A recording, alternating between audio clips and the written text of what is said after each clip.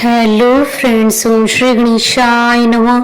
जय श्री कृष्ण। आप सभी का स्वागत है आपके अपनी यूट्यूब चैनल पर। फ्रेंड्स, आज हम आपको इस वीडियो में बताने जा रहे हैं अश्विन मास की शुक्ल पक्ष की पापांकुशा एकादशी की पौराणिक व्रत कथा, पूजा विधि, शुभ मुहूर्त, व्रत पारण का समय, महत्व और अश्विन मास की शुक्ल पक्ष की एकादशी के दिन किए जाने वाले उपायों के बारे में। फ्रेंड्स, वीडियो शुरू करने से पहले आपसे रिक्वेस्ट है, अगर आप हमारे चैनल पर नए हैं और आपने अभी तक चैनल को सब्सक्राइब नहीं किया है तो प्लीज सब्सक्राइब कीजिएगा चैनल को, साथ ही प्रेस कीजिएगा बेल आइकन को, जिससे नए वीडियो से रिलेटेड नोटिफिकेशन आपको तुरंत प्राप्त हो सके। और वीडियो पसंद आने पर वीडियो को लाइक और शेयर जरूर कीजिएगा ताकि सभी भक्तों को इस वीडियो का लाभ प्राप्त हो सके। और कमेंट बॉक्स में जय श्री कृष्णा जरूर लिखिएगा। अश्विन मास की शुक्ल पक्ष की एकादशी को पापांकुशा एकादशी के नाम से जाना जाता है। इस एकादशी का हिंदू धर्म में विशेष महत्व होता है। इस दिन भगवान विष्णु जी के पद्मनाभ स्वरूप की पूजा अर्चना की जाती है। मान्यता है कि इस व्रत को करने से सूर्य यज्ञ और तप के समान फल की प्राप्ति होती है, साथ ही मनुष्य के पाप कर्मों का नाश होता है। मान्यताओं के अनुसार इस व्रत की महिमा को भगवान कृष्ण जी ने धर्मराज युधिष्ठिर को बताया था। इस दिन मौन रहकर भगवत स्मरण करने और भजन कीर्तन करने का विधान है। मान्यता है कि इस प्रकार भगवान विष्णु जी की आराधना करने से मन शुद्ध होता है और मनुष्य में सद्गुणों का समावेश होता है। धार्मिक मान्यताओं के अनुसार इस एकादशी का व्रत करने से मनुष्य को कठिन तपस्या के बराबर पुण्य मिलता है, साथ ही सभी मनोकामनाएं पूरी होती है और मनुष्य के सारे पाप कर्मों का नाश होता है। फ्रेंड्स, अब आइए जानते हैं साल 2025 की पापांकुशा एकादशी की शुभ मुहूर्त के बारे में। हिंदू पंचांग के अनुसार साल 2025 में पापांकुशा एकादशी 3 अक्टूबर 2025 शुक्रवार के दिन है। आश्विन शुक्ल एकादशी तिथि प्रारंभ होगी 2 अक्टूबर 2025 को शाम 7:10 पर और अश्विन शुक्ल एकादशी तिथि का समापन होगा 3 अक्टूबर 2025 को शाम 6:32 पर। व्रत पारण का समय रहेगा 4 अक्टूबर 2025 को सुबह 6:21 से सुबह 8:43 तक। पारण के दिन द्वादशी समाप्त होने का समय रहेगा 4 अक्टूबर 2025 को शाम 5:09 पर। इस दिन सर्वार्थ सिद्धि योग, रवि योग का शुभ संयोग भी बन रहा है। सर्वार्थ सिद्धि योग, रवि योग का प्रारंभ होगा 3 अक्टूबर 2025 को सुबह 6:22 से सुबह 9:34 पर। इन दुर्लभ संयोगों के बनने के कारण साल 2025 की अश्विन मास की पापांकुशा एकादशी का महत्व कई गुना अधिक बढ़ जाता है। साथ ही इस दिन शुक्रवार का दिन भी है। शुक्रवार के दिन आने वाली एकादशी का विशेष महत्व माना जाता है, क्योंकि शुक्रवार का दिन माता लक्ष्मी जी को समर्पित होता है और एकादशी का दिन भी भगवान विष्णु और माता लक्ष्मी जी को समर्पित होता है। इन दुर्लभ संयोगों के बनने के कारण इस दिन व्रत पूजा पाठ करने पर साधक को पूजा का कई गुना अधिक लाभ प्राप्त होगा और सभी मनोकामनाएं शीघ्र ही पूर्ण होंगी।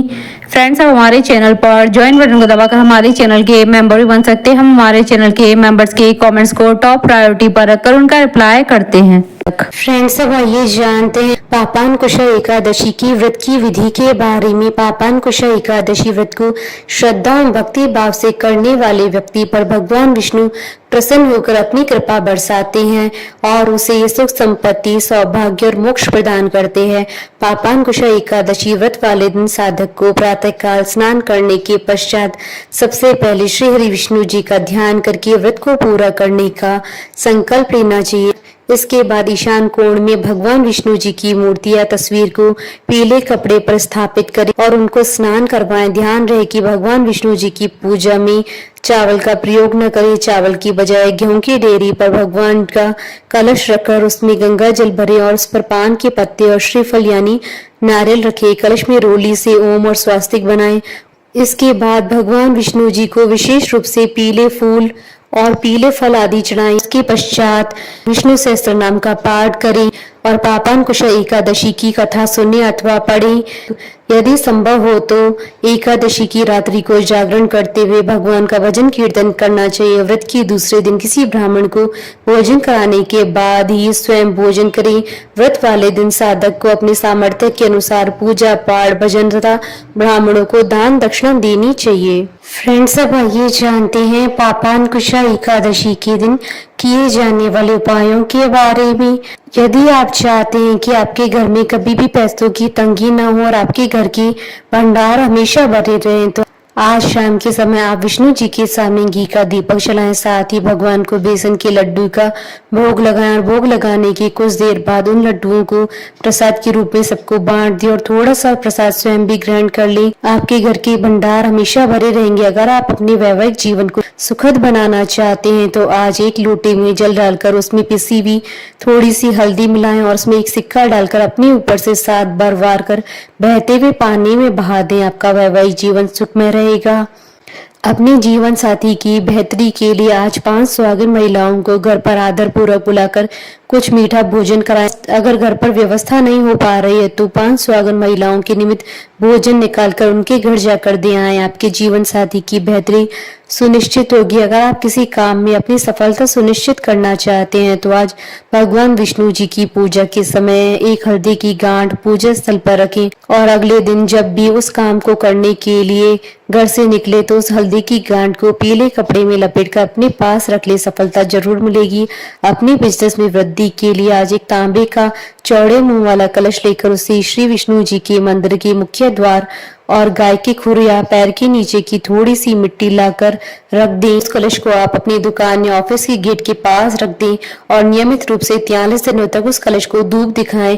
आपकी बिजनेस में वृद्धि होगी। अपने परिवार के सदस्यों की समृद्धि के लिए आज दक्षिणावर्ती शंख में जल भरकर भगवान नारायण को अर्पित करें और घी के दीपक से उनकी आरती करें। अगर आप चाहते हैं कि आपके जीवन की सारी समस्याएं जल्दी दूर हो जाएं और खुशियां आपके घर पर दस्तक दे, तो इसके लिए आज पीपल के 3 पत्ते लेकर उन पर लाल रोली से श्री लिखकर भगवान विष्णु जी के मंदिर में चढ़ा दे। साथ ही उन्हें दही में शक्कर मिलाकर भोग लगाएं। खुशियां आपके द्वार पर दस्तक देंगी।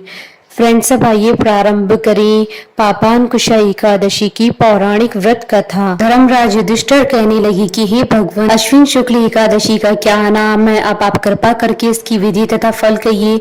भगवान श्री कृष्ण कहने लगे कि हे युधिष्ठिर, पापों का नाश करने वाली इस एकादशी का नाम पापांकुशा एकादशी है। हे राजन, इस दिन मनुष्य को विधि पूर्वक भगवान पद्मनाभ की पूजा करनी चाहिए। यह एकादशी मनुष्य को मनवांछित फल देकर स्वर्ग को प्राप्त कराने वाली है।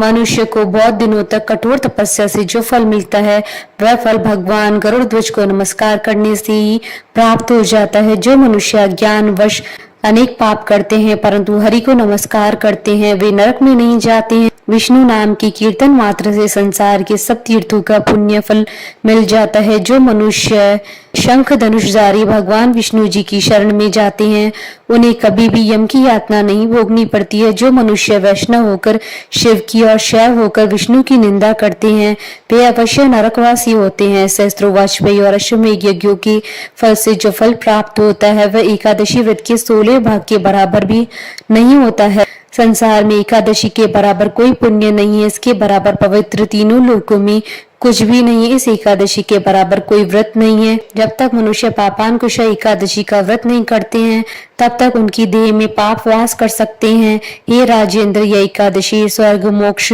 आरोग्यता, सुंदर स्त्री तथा अन्न और धन देने वाली है। एकादशी व्रत के बराबर गंगा, गया, काशी, कुरुक्षेत्र और पुष्कर भी पुण्यवान नहीं है। हरिवासर तथा एकादशी का व्रत करने और जागरण करने से सहज ही मनुष्य को विष्णु पद प्राप्त होता है। हे युधिष्ठिर, इस व्रत के करने वाले 10 पीढ़ी मातृ पक्ष, 10 पीढ़ी पितृ पक्ष, 10 पीढ़ी स्त्री पक्ष तथा 10 पीढ़ी मित्र पक्ष का उद्धार कर देते हैं। वे दिव्य देह धारण कर चतुर्भुज रूप हो, पीतांबर पहने और हाथ में माला लेकर गरुड़ पर चढ़कर विष्णु लोक को जाते हैं। हे नृपोत्तम, बाल्यावस्था, युवा अवस्था और वृद्धावस्था में इस व्रत को करने से पापी मनुष्य भी दुर्गति दुर्गति को प्राप्त न होकर सदगति को प्राप्त होता है। अश्विन मास की शुक्ल पक्ष की इस पापांकुशा एकादशी का व्रत जो मनुष्य करते हैं वे अंत समय में हरिलोक को प्राप्त होते हैं तथा समस्त पापों से मुक्त हो जाते हैं। सोना, तिल, भूमि, गौ, अन्न, जल, छतरी तथा जूता दान करने से मनुष्य यमराज को नहीं देखता है। जो मनुष्य किसी प्रकार की पुण्य कर्म किए बिना जीवन के दिन व्यतीत करता है वह लोहार की भट्टी की तरह निर्जीव के समान ही है।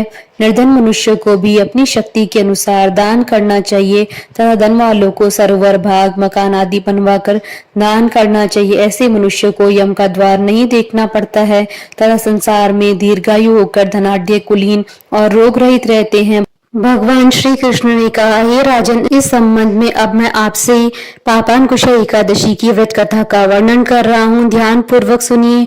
प्राचीन समय में विंध्य पर्वत पर क्रोधन नामक एक बहेलिया रहता था। वह बड़ा क्रूर था। उसका सारा जीवन हिंसा, लूटपाट, मद्यपान और गलत संगति, पाप कर्मों में बीता। जब उसका अंतिम समय आया तब यमराज के दूत बहेलिये को लेने आए और यमदूत ने बहेलिये से कहा कि कल तुम्हारे जीवन का अंतिम दिन है, हम तुम्हें कल लेने आएंगे। यह बात सुनकर बहेलिया बहुत ही भयभीत हो गया और महर्षि अंगीरा के आश्रम में पहुंचा और महर्षि अंगीरा के चरणों पर गिरकर प्रार्थना करने लगा, हे ऋषिवर, मैंने जीवन भर पाप कर्म किए हैं। कृपा कर मुझे कोई ऐसा उपाय बताइए जिससे मेरे सारे पाप मिट जाए और मोक्ष की प्राप्ति हो जाए। उसकी निवेदन पर महर्षि अंगीरा ने उसे अश्विन मास की शुक्ल पक्ष की पापांकुशा एकादशी का विधि पूर्वक व्रत करने को कहा। महर्षि अंगीरा के कहे अनुसार उस बहेलिये ने यह व्रत किया और किए गए सारे पापों से छुटकारा पा लिया और इस व्रत की पूजन के बल से भगवान की कृपा से वह विष्णु लोक को गया। जब यमराज के दूत ने इस चमत्कार को देखा तो वह बहेलिये को बिना लिए ही यमलोक वापस लौट गए। भगवान श्री कृष्ण ने कहा, हे राजन, जो आपने मुझसे पूछा है वह सब मैंने आपको बतला दिया। अब आपकी और क्या सुनने की इच्छा है? बोले भगवान विष्णु जी की जय, सनातन धर्म की जय। हमारे साथ इस वीडियो में अंत तक बने रहने के लिए आपका धन्यवाद। ओम श्री गणेशाय नमः। जय श्री कृष्णा।